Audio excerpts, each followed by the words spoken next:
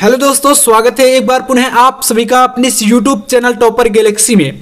दोस्तों, इस वीडियो पे हम लोग बात करने वाले हैं एक बहुत ही ज्यादा महत्वपूर्ण टॉपिक के बारे में और आप सभी के बहुत ज्यादा कमेंट आ रहे थे, तभी दोस्तों मैं यह वीडियो बना रहा हूं। देखिए, यहां पर हम लोग बात करेंगे कि आप लोग केमिस्ट्री में कैसे पास हो सकते हैं, क्योंकि बहुत ज्यादा कमेंट आ रहे थे कि भैया तैयारी हमारी जो है बहुत ही अच्छी तरीके से नहीं हो पाई है, या हमें सिर्फ पास होने के लिए कोई ट्रिक बता दीजिए। तो देखिए, यहां पर यार हम लोग बताएं ट्रिक की, तो देखिए ऐसा कुछ ट्रिक तो नहीं है, लेकिन हाँ कुछ तरीके हैं जो कि मैं आपको बता दूंगा, तो आप इन तरीकों को ही ट्रिक मान सकते हैं या आप कह सकते हैं कि इस ट्रिक से आप पास हो सकते हैं। ठीक है, तो यहां पर मैं आपको बताने वाला हूं, क्योंकि समय बहुत कम है, आपका बिल्कुल अंतिम समय है। ठीक है, तो बिल्कुल अंत समय में आपको यह तरीके लगाने हैं और मैं आपको बताऊंगा। देखिए, अगर आपके पास थोड़ा सा टाइम है तो आपको यह तरीके बिल्कुल अच्छे तरीके से समझ लेना। ठीक है, और इसको लगाने के बाद दोस्तों 100% आप बिल्कुल पास हो जाएंगे। देखिए, यहां पर आपसे मैं एक बात यह भी कहूंगा कि आप ये तरीके अगर लगाते, तो अगर आपने अभी तक पढ़ाई नहीं की तो दोस्तों आप सिर्फ पास हो पाएंगे। ये बात भी ध्यान दीजिएगा।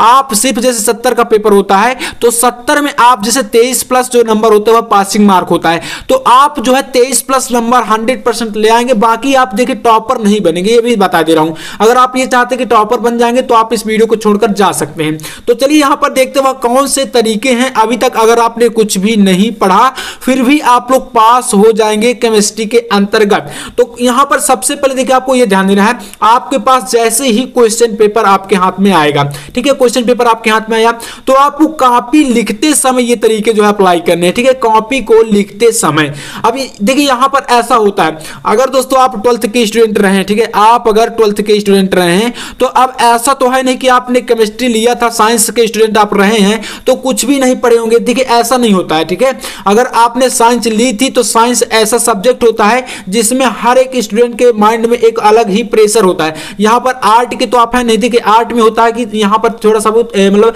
आप जो है इधर उधर कर देते तो चल जाता है, लेकिन साइंस अगर आपने ली थी तो कुछ ना कुछ आपने जरूर पढ़ा होगा, भले आपने चाहे मतलब थोड़ा ही 1 या 2 महीने ही पढ़ा हो, लेकिन कुछ ना कुछ आपके माइंड में होगा। तो आप उसी का यूज करना जो आपके माइंड में है, जो साइंस के स्टूडेंट के माइंड में थोड़ा बहुत रहता है, आपको वो तरीके लगाने हैं। तो यहां पर कॉपी को लिखते समय आपको क्या करना है, जैसे ही दोस्तों आपके मान लीजिए आपका हाथ में एक क्वेश्चन पेपर आएगा, ठीक है, अब क्वेश्चन पेपर आपके पास आया तो आपको क्वेश्चन पेपर को पढ़ना है। और सबसे पहले दोस्तों यार एक बात ये ध्यान दीजिएगा, आपको अपने माइंड पर प्रेशर नहीं लेना, क्योंकि दोस्तों यहां पर बहुत ज्यादा अगर आपको मान लीजिए आपका पेपर अच्छा जाने वाला भी होता है और अगर आप अपने माइंड के अंदर थोड़ा सा जो है प्रेशर जो है दबाव डाल देते हैं तो यार अच्छे खासे क्वेश्चन समझ लीजिए गायब हो जाते हैं। और ऐसा होता था, देखिए हमने भी एग्जाम जब दिया है तो अगर प्रेशर किसी क्वेश्चन के ऊपर ले लिया जाता है ना तो वहां पर हमें बहुत ज्यादा प्रॉब्लम हो जाती है। तो किसी भी चीज को लेकर पहली बात तो आपके अंदर प्रेशर नहीं होना चाहिए। बाकी यही है ना यार, हम लोग पास होंगे क्यों नहीं होंगे, बिल्कुल अगर आप अच्छा लिखेंगे तो पास होंगे, बिल्कुल होंगे। तो ये चीजें मतलब आपके अपने माइंड से निकाल देना है कि कुल मिलाकर आपको प्रेशर नहीं लेना। अब इसके बाद मैं आपको यहां पर कुछ इंपॉर्टेंट पॉइंट बताता हूं। देखिए, सबसे पहला पॉइंट नंबर 1 आपका आता है कि जब आपको प्रश्न पत्र मिलेगा तो पहले क्वेश्चन पेपर को आपको अच्छी तरीके से पढ़ना है। कम से कम आपको मतलब यहां पर 2 बार पढ़ना ही पढ़ना है। अब आप लोग इस बार इस प्रकार से मतलब कमेंट करते हैं कि भैया अगर 1 या 2 बार क्वेश्चन पेपर पढ़ेंगे तो हमारा टाइम वेस्ट हो जाएगा। तो यार आप पहले याद ये सोचिए कि आप पास होने के लिए घूम रहे हैं और वैसे भी आपको कौन सा टॉपर बन जाना है। अगर आप टॉपर बनने वाले होंगे तो आपको बिल्कुल जो है अच्छे तरीके से समझ में आ जाएगा क्वेश्चन पेपर एक बार में ही।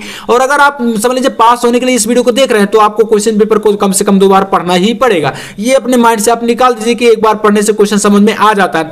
अच्छा खासा मतलब टॉपर स्टूडेंट भी कम से कम अगर न्यूमेरिकल क्वेश्चन आ गया या अन्य कोई ऐसा जो डेरिवेशन आ गया तो उसको कम से कम 2 बार पढ़ना पड़ता है, तभी क्वेश्चन पे मतलब हमारे माइंड में चढ़ता है कि हाँ क्वेश्चन क्या कह रहा है। ठीक है, तो ये चीजें आपको समझना पड़ेगा। ठीक है, तो आपको कम से कम 2 बार क्वेश्चन पेपर को पढ़ना ही पढ़ना है। ठीक है, नेक्स्ट पॉइंट देखिए, आपको कभी भी दोस्तों क्वेश्चन पेपर आपको जो है हल करते वक्त अगर आपसे क्वेश्चन पेपर अच्छे से नहीं बन रहा है, तो जैसे बात कर रहे हैं हम लोग केमिस्ट्री की, और केमिस्ट्री में आपके कुछ न्यूमेरिकल आते हैं। जैसे यहां पर आपका शुरुआत में ही एक न्यूमेरिकल क्वेश्चन है, इसका देखिए यहां पर केमिस्ट्री में उतना ज्यादा न्यूमेरिकल नहीं रहते, लेकिन हाँ कुछ आपके आंकिक प्रश्न रहते हैं।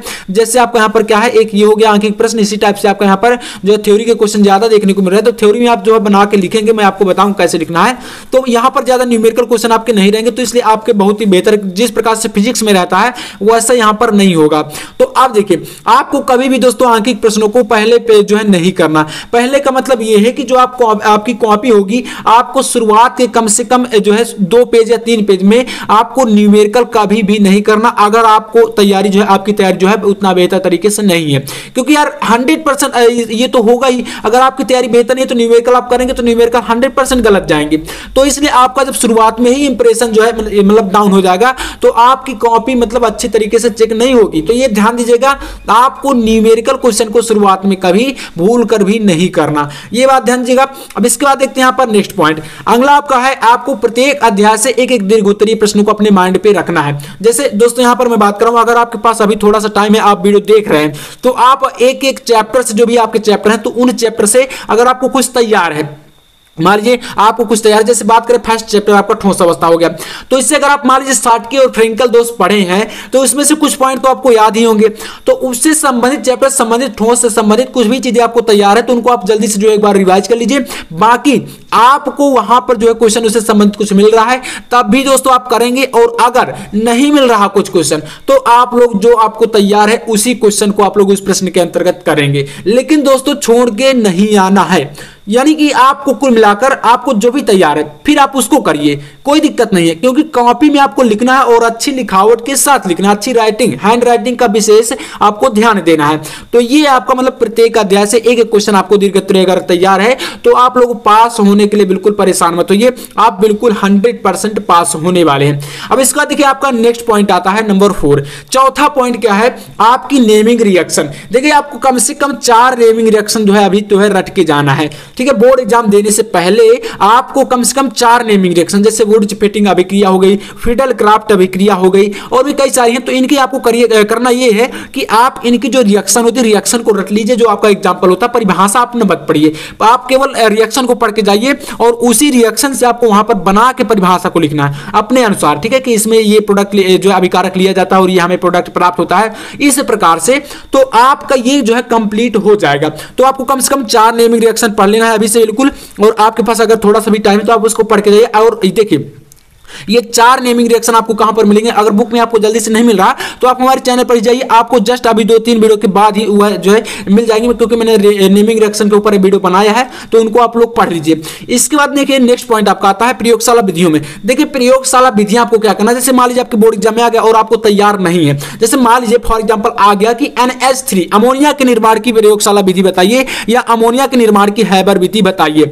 तो अब देखिए इसका फार्मूला तो यार जाहिर सी बात है कि हर एक स्टूडेंट को पता रहता है, ठीक है, आपको भी पता होगा, भले आप कितना ही कमजोर क्यों ना हो।